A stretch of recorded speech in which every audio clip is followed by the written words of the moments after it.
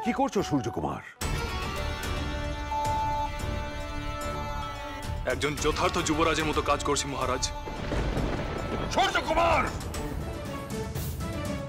তুমি জানো তুমি কি বলছো? কি করছো তুমি? এক বেদের মেয়েকে বাঁচানোর চেষ্টা করছো তুমি।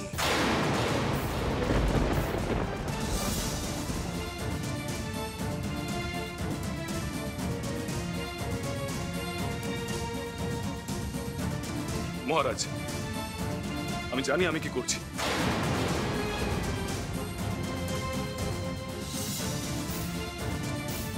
আমি ওকে বাঁচাতে চাইছি না, শুধু ওর বিচার চাইছি। বিচার?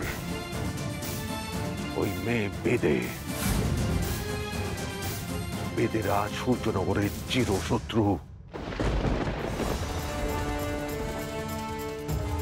ওদের একটাই বিচার, মৃত্যুদণ্ড।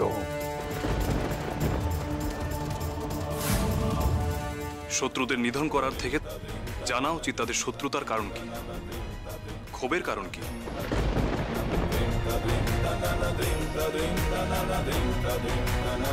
ওই যুবরাজ বলে কি? ওর বিচার হওয়া উচিত মহারাজ।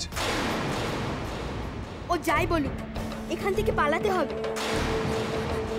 কি ভাবছিস মলুয়া? এবার পালা, আর কোনো উপায় নেই। রাজার ছেলেকে অকাণ্ড করে ওকে তুলে টুলিয়ে তুবেই আমি এখান থেকে যাব। তুই কি পাগল হয়ে গেছিস? ওই কাজ করে তুই এখান থেকে পালাতে পারবি ভাবছিস?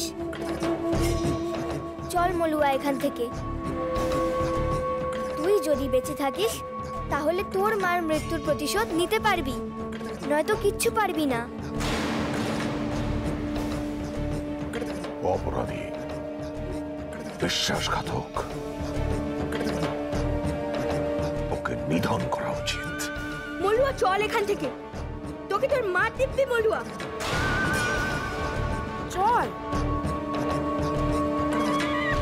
ও অপরাধ করেছে ঠিকই মহারাজ, কিন্তু আমি মনে করি সব অপরাধেরই একটা বিচারের সুযোগ পাওয়া উচিত।